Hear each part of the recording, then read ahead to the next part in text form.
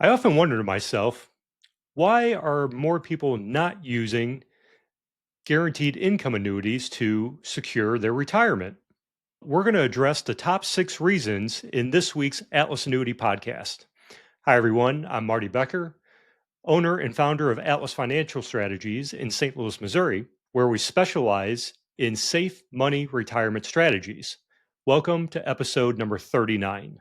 So, why are more people not using these things? They basically have everything that you could want for a happy retirement, meaning guaranteed income, safety, security, no market risk, possible long term care benefits, and most importantly, peace of mind.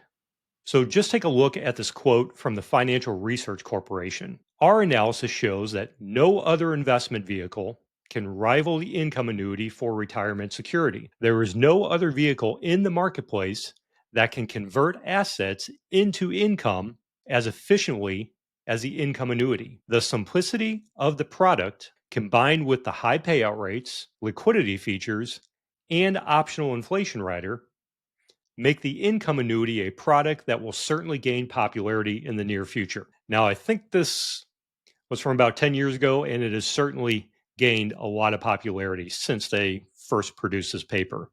So, why do some clients pass on the opportunity to put the worry of market volatility and running out of money behind them?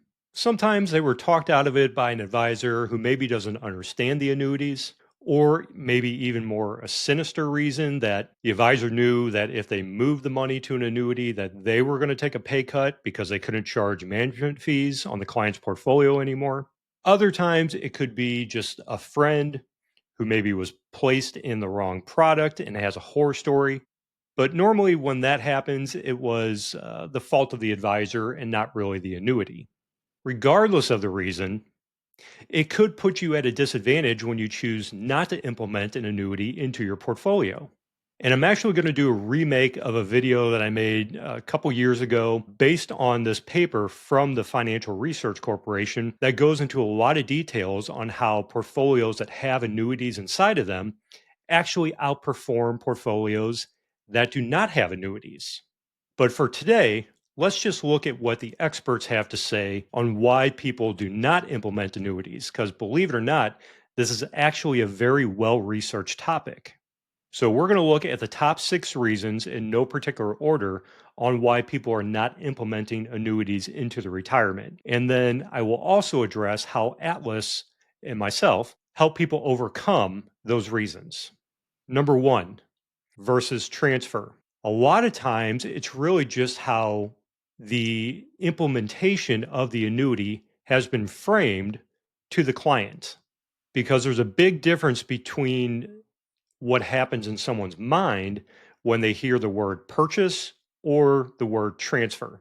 It all has to do with how it's framed. Okay. So I'm going to give you an example, a ridiculous one. But let's say you're looking to buy some beef. Okay. And the beef is labeled 75% lean. But then you look at the package next to it and it's labeled 25% fat. That gives you a very different picture of the exact same product that you're looking at. And the hardest thing that I have to deal with on a daily basis working with clients is getting them to take that mental shift from accumulation during their working years to decumulation of their portfolio in their retirement years. Meaning it's no longer about chasing ROIs or interest rates or IRRs or any other measurement that your portfolio has been engaged with during your working years. We are in a totally different phase of life at this point, and it's a very different skill set for the advisor. Because once you walk away from that guaranteed paycheck from your job or your business, now you need income. You still need income. It's all about cash flow. And you need it to be guaranteed no matter what happens in the market or in the economy. So let's go back to this analogy of framing here. If an advisor says to you, you should buy this annuity and it will give you, let's just say $1,000 per month, what does that make you think when you hear that? Maybe you're making a giant purchase. Okay, so you're surrendering the money that you may or may not reap the benefits from. That picture in your mind is you're handing over one giant check or one giant sum of money for a bunch of smaller checks or smaller chunks of money. And that is a huge mental hurdle for most people to get over. So that's how I hear most advisors or the anti annuity guys frame the annuities for their clients. And I believe that is a great disservice to anyone who is actually considering an annuity. Now, what do you think of when you hear it this way? You can transfer a portion of your portfolio into an annuity and it will guarantee you a $1,000 paycheck every month that you can spend without repercussion. And it will continue to pay that $1,000 no matter how long you live and no matter what happens in the market or in the economy. And the longer you live, the better your return on investment. But if something were to happen to you before all of the money has been paid back, the remaining balance gets transferred to your beneficiaries. Now, that gives you a very different picture in your mind of what this could actually do in your retirement. Because now maybe you're thinking that I'm just reallocating a portion of my portfolio for a very specific purpose, and it's going to add a lot of value to my retirement. But depending on who you talk to is going to depend on how it's framed. And these aren't sales tricks or anything. Remember, we're saying the exact same thing, only in a different way. One guy is just saying, hey, this beef has 25% fat. The other guy is saying, hey, this is 75% lean. It's the exact same thing. But the human psyche is very interesting because we get different pictures in our heads depending on how something is presented to us. How do I help clients overcome this? I show them we take a very specific amount from their portfolio for a very specific purpose, whether it's income, growth, long term care, or legacy. And if for some reason circumstances change, then you can reposition at the end of the term. It doesn't have to be an all or nothing type of deal. Reason number two, people are overwhelmed by annuity options. I had 3 phone calls just this past week where they all said the same thing. We've been presented so many different things and we're so confused now, we just don't know what to do. Because there's about 200 different annuity companies out there. Each one has anywhere from 5 to 20 different products to choose from. So on the low end, that's 1,000 different annuities that you're looking at. And every advisor or annuity agent that you speak with seems to have a different recommendation and they all claim this is the best. The real question is the best for what? And the only thing you want to know is how am I making the right choice? And this can be extremely frustrating. So frustrating, in fact, that most people just throw their hands up and give up and stop considering this as an option for their retirement. Now, there's an interesting book that was written called Thinking Fast and Slow. And what this author talks about is you really have two systems in your mind. System one is the quick decision, gut instinct. You kind of know when something's right and you go after it. System two is more of the analytical part of your mind that gets really into the weeds, but it becomes easily exhausted by too much information. And what I see is most people have too much of their system two engaged and they're trying to understand everything that a guy like me understands. And that's where they just get exhausted, frustrated, and just end up scrapping the whole thing. Because most people know that a guaranteed income and protecting a portion of their money just makes sense. So their system one is saying, yes, this is the right thing to do. But then system two gets engaged by talking with a bunch of advisors, then they start getting bombarded with desperate salespeople trying to sell them on particular products or strategies, even.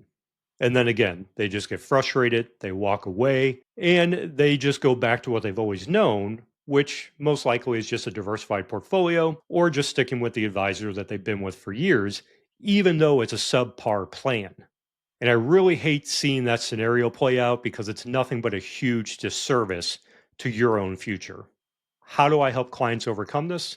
Number one, we define the purpose of money. Because as soon as we can define exactly what you want that money to do for you, that drastically limits all the options out there.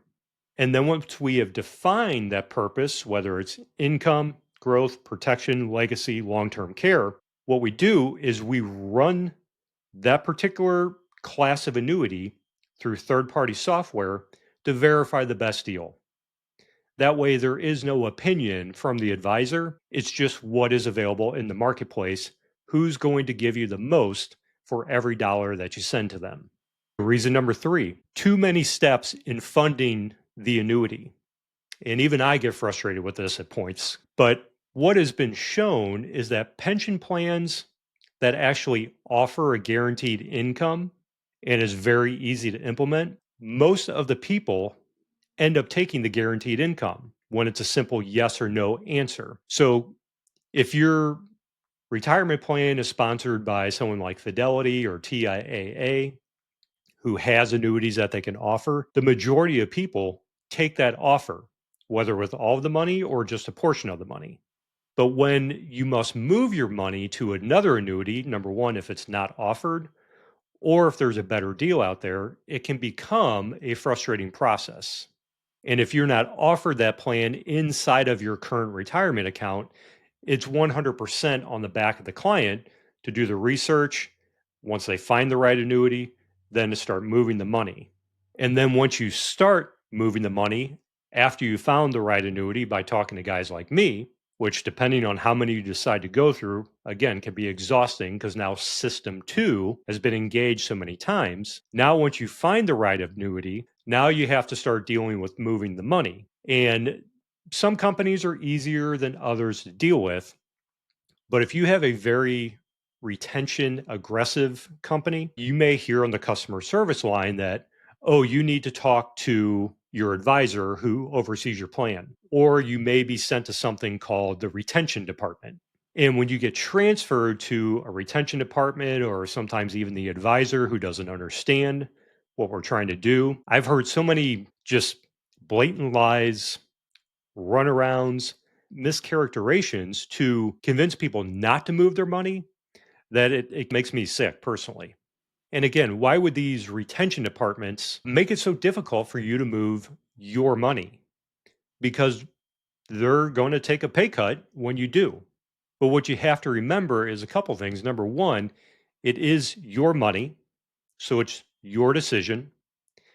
And someone is going to be getting a guaranteed income out of this.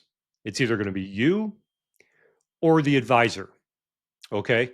The difference is if you move the money to the annuity, you're getting the guaranteed income. If you don't move it, your advisor is getting the guaranteed income from continuing to charge the management fees on the portfolio. So effectively, you become their annuity. Again, that's just how the business works. There's nothing necessarily wrong about it or illegal about it.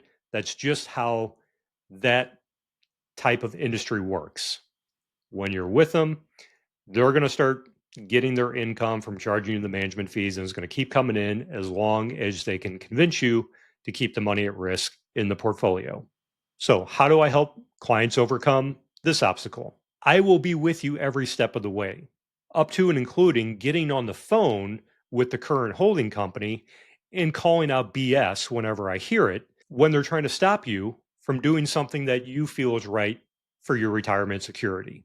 Reason number four is the perception of fairness of annuities. Now, I hear this from my 7-year-old all the time. That's not fair. You probably remember saying that as a kid too, or hearing your kids say it. And I hear clients say this a lot, normally regarding the crediting methods, such as the caps, the participation rates, or the spreads. Now, when you have a fixed indexed annuity, you will have a selection of indexes to track. When the index that you're tracking does well, you will receive a portion of those gains and they'll get locked in. When the index drops and has a loss, you don't lose anything. So you just get a 0% return that year. So that sounds pretty fair to me. Where investors start to feel a sense of unfairness in annuities is when it comes to these crediting methods. For instance, if you're tracking an index that has a 5% cap on it, and the index returns 10%, you only get to keep 5 of that. The misconception of the unfairness is the belief that the annuity company is keeping anything above that 5% cap for themselves. And I can assure you that is not how it works. And I've done several podcasts on this already. I think episodes 3, 4, and 5, I address participation rates, indexes, and how annuity companies actually make a profit. Just to put this in perspective, let's say that's exactly how it worked. Okay. So I'll use an analogy that if you walked into a casino and you put your bet on the table, and the casino manager walked up to you and said, "Hey, we operate a little bit differently here. Whatever pot you win, we only let you keep half." And you may be saying to yourself, "That's not fair. I can go across the street to Wall Street Casino and they'll let me keep all of the gains, all of my winnings." But you didn't let the casino manager finish. The follow up to that was, "Hey, we're only going to let you keep half the pot, but whenever you have a losing hand, we're going to let you pull your bet off the table." Now, how many of you would take that deal? Probably everybody. And also, how much would you bet on each hand? As much as possible. If you knew that every hand that was dealt, you could put as much down with no consequence of losing money. And the best alternative, if you just get half of the pot, I think most people would bet as much as possible. But like I mentioned, that is not how annuity companies make a profit. Go back, listen to episodes 3, 4, and 5 to really understand where that money is going. Now, how do I help people overcome this obstacle? It's by educating them through podcasts just like this one. Okay, the fifth reason people are not using annuities is because a misperception of liquidity. I hear all the time, "I don't want to lock up all my money." Now, again, this is one I hear frequently. Let me address the all of my money scenario here. You cannot put all of your money into an annuity. The annuity company will not allow it. In fact, you even have to have a certain amount of assets for them to consider taking your money for the annuity. And then you can only put up to a certain percentage of your overall investable assets inside of that vehicle. So I think one huge misconception is that this is an all or nothing deal, that you have to put everything in or nothing. The only amount that should be allocated to an annuity is the amount that will serve the purpose of that particular sum of money that we're looking to accomplish. How about the tying up of the money part? Again, this is another misconception, and it's based on the misunderstanding of the terms annuity and annuitization. Annuitization goes back to the old school SPIAs, single premium immediate annuities. These were the ones that you sent a lump sum of money to the insurance company and they started paying you a monthly income. But what happened was if you died 6 months later, the insurance company kept all the money. Now, that used to be the only thing that was available.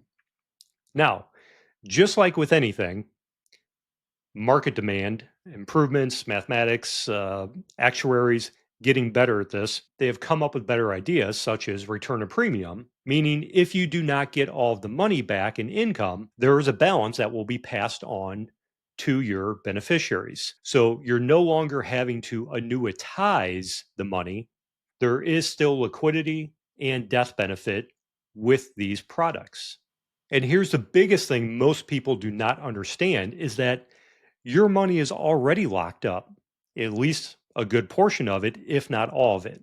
Because if the purpose of your retirement portfolio is to generate an income in addition to Social Security or a pension, if you have one, that money has to stay invested to continue to produce the income. So, for example, if you have $1 million and you need $40,000 out of there, going back to that 4% rule, you really can't take any more than that out of that $1 million portfolio. That $1 million, even though technically you can move it around to wherever you want, but it has to stay invested to continue to produce that income. You can't just go in there and grab $100,000 out to buy a boat because it screws up the entire plan now and you're going to have to readjust your spending.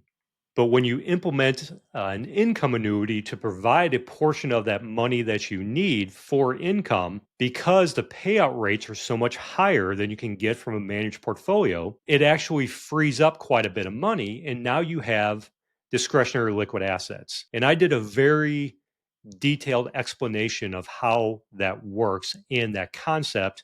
So go back and listen to episode number 22 to really understand what I'm talking about.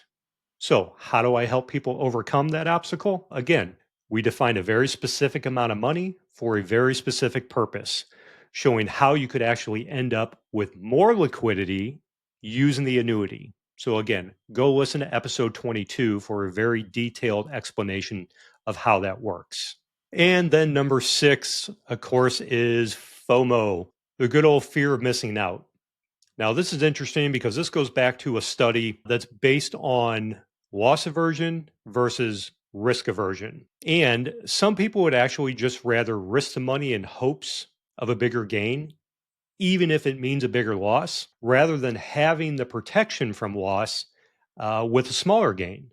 However, you cannot risk all of your money in the market when you are relying on your portfolio for income. That's why you see most advisors just spreading the money all around in some sort of 60-40 type diversified portfolio. But what ends up happening, and this is how I help people overcome this, is you have to realize once you have a portion of the portfolio secured to provide a foundation of income, now we can release the hostages in the rest of the portfolio. Okay. You can get rid of the anchors that are causing those lower returns, and you can actually start to get more aggressive by going after the bigger gains that you wouldn't be able to if you didn't have a solid foundation of income already in place. So at that point, we're actually giving you the best of both worlds, security and the opportunity for big gains. Okay, everyone. So those are the 6 biggest reasons that researchers have found people do not use annuities in their retirement. Hopefully, this gave you some insight into your own situation. And if you did find this information helpful, do us a favor. Please like the podcast. Please subscribe to it. And please share it with someone that you think it could help. And if you're interested in getting your questions answered for your own personal situation, all you have to do is go to atlasannuity.com or click the schedule a call button in the top right corner on any page of the website. And that way we can get all of your questions answered and find out if the Atlas annuity strategy is right for you. Again, this is Marty Becker coming to you with episode number 39, wishing you all the best in your financial education, and we'll see you in the next episode. We hope you enjoyed today's episode of the Atlas Annuity Podcast. All information presented is for educational purposes only and is not a recommendation to implement any tax strategy, nor is it a recommendation to buy, sell, or transfer any security or insurance products. Atlas Financial Strategies Incorporated is an insurance-only licensed entity, and any decisions to buy or sell securities should be discussed with a licensed securities advisor, and any tax strategies should be discussed with a licensed tax professional. Past performance of any strategies or products mentioned are not a guarantee of future returns. For any other questions or concerns, please go to www.atlasannuity.com.